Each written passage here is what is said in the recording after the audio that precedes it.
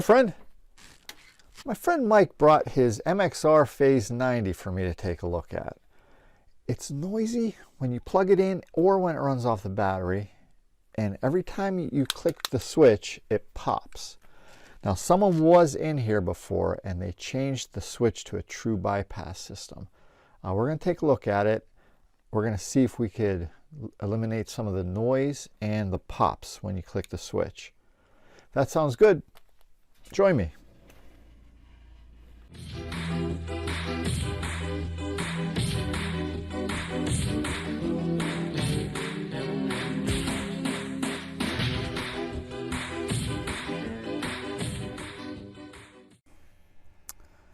All right, I have this plugged in.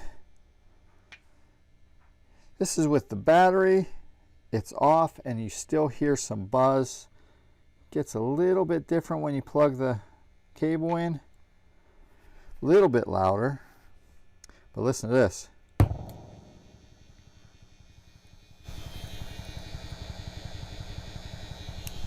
Very noisy.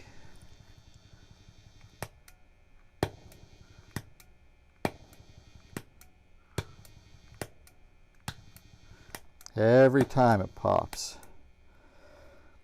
All right, let's take this to the bench. Let's open this up. I'm not one of those guys that demands everything be true bypass in my entire world. I'm a little skeptical of its benefits.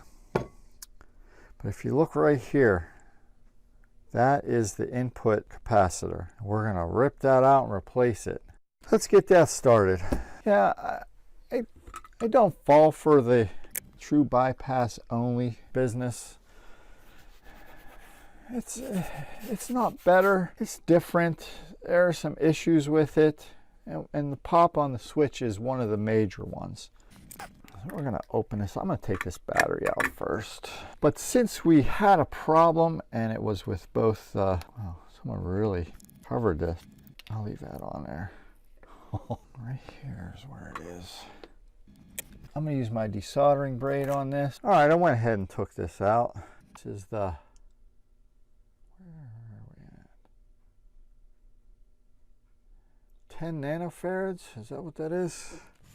Let's test it and see if it's actually a bad part.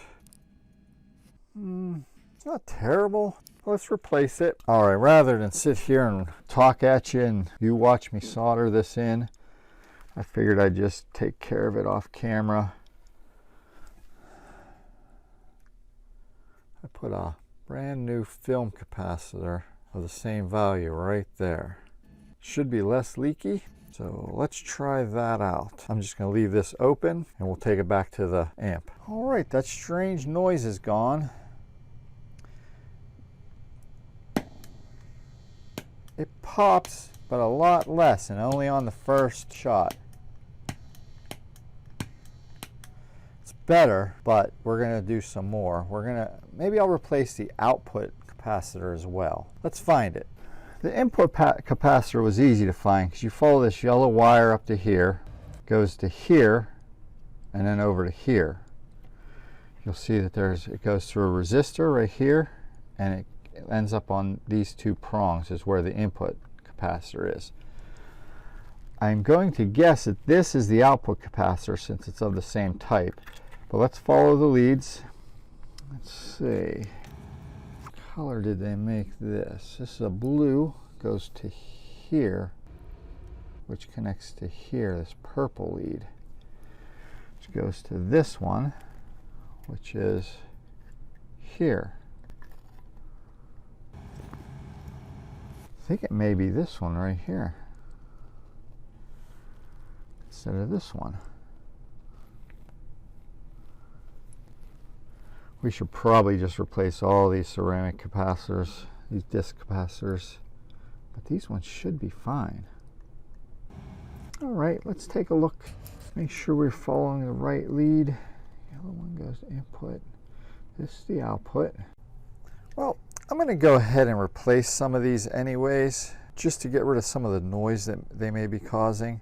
Hey, you know, I'm not saying that you're wrong if you like true bypass. I'm just saying it doesn't make as much difference as everyone likes to claim. It's just my opinion.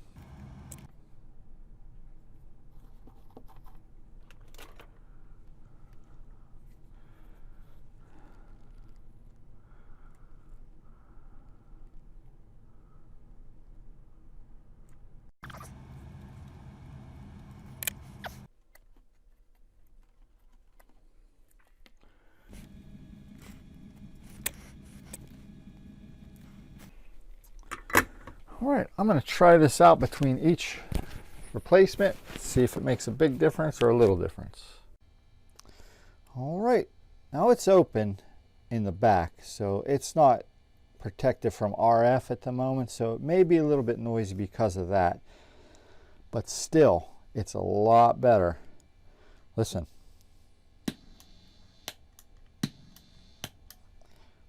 Much better.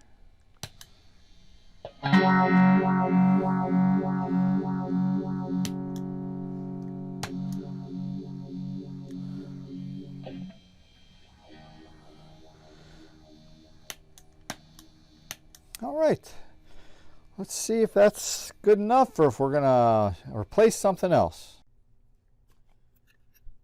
Okay, here's that output capacitor that I took out. Showing a little bit of a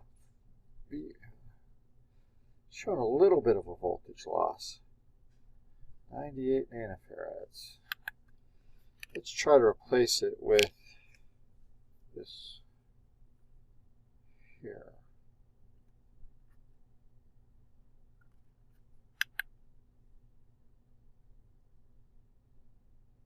(104 nanofarads). It shows no loss. Let's replace that one. A lot of times in these older pedals, I like to replace all of the capacitors anyways. It's what I usually suggest.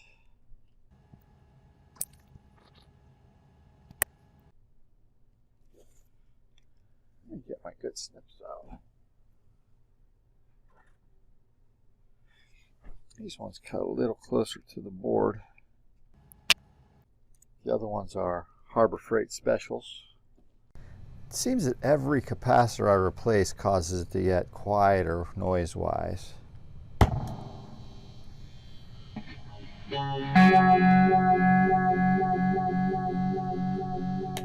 Still noisy circuit, but it's out of the box like I said before.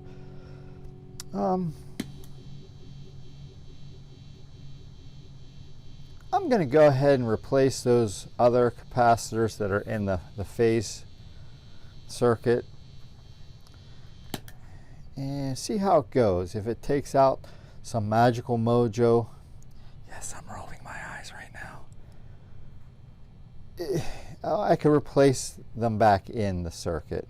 It's these green ones right here. There's 4 of them, 1 for each transistor in the phase. All right, let's go to the bench again. All right, we'll do this first one here, and then I'm going to shut down and charge my phone because it is running out of power. If you're going to get some desoldering braid, get something good. The cheap stuff is a little flaky.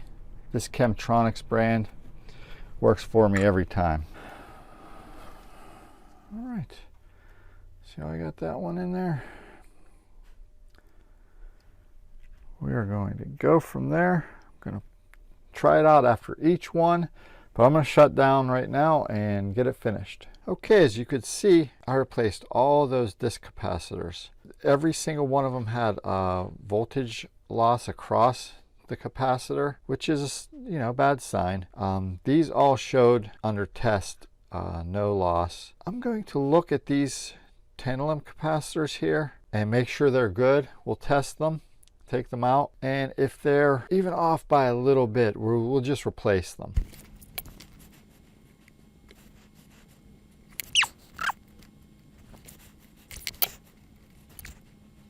Perfect. All right, let's try this tantalum out, see what happens.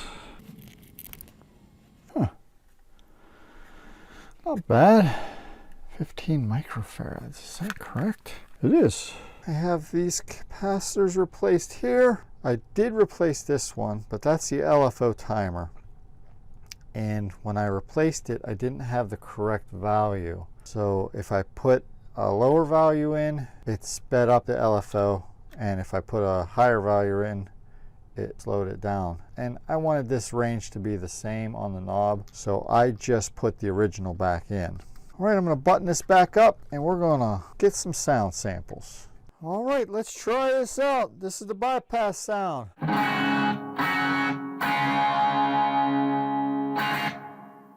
And let's try the phaser.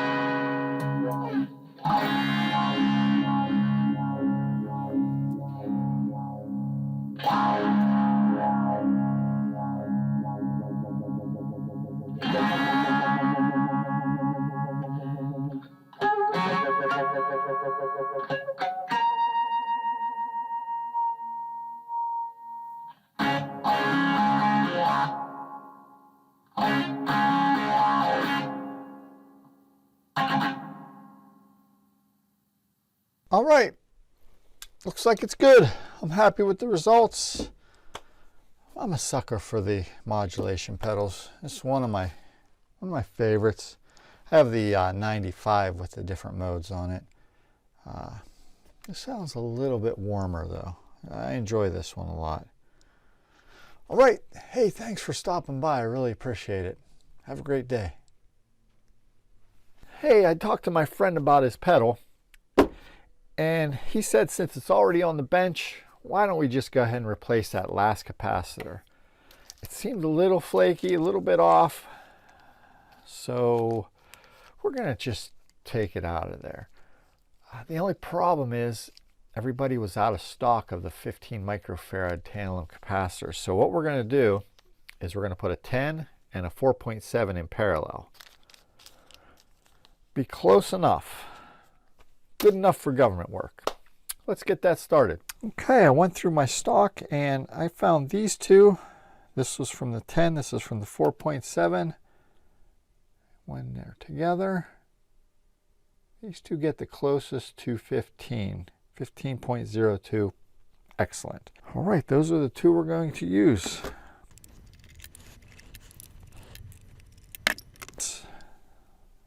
That one right there. Okay, let me get this apart. Where's my solder braid? There it is.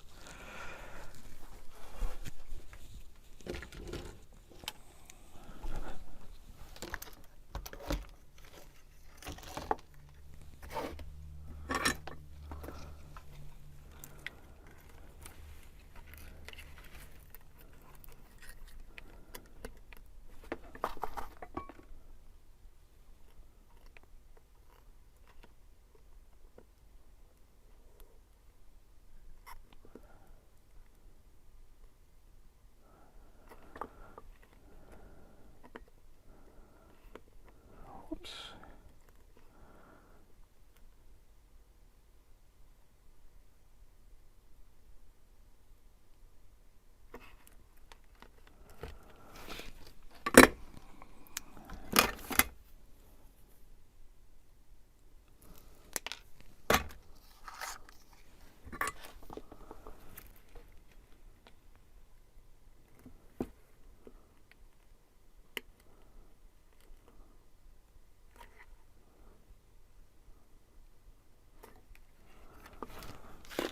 Okay. That brings that right out, and I'll add it to the bag of parts that I'm returning with this.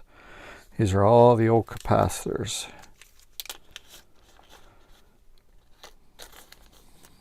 Probably throw them right in the trash. All right, here are our two. Okay, we could go about this two ways. We could either put them both on the same side, or we could put one on the other side. I think we're going to put them both on the top side here. And we'll bend them over just like that. We just have to remember to solder this orange wire back to that lead right there. All right, let's clean this up a little bit.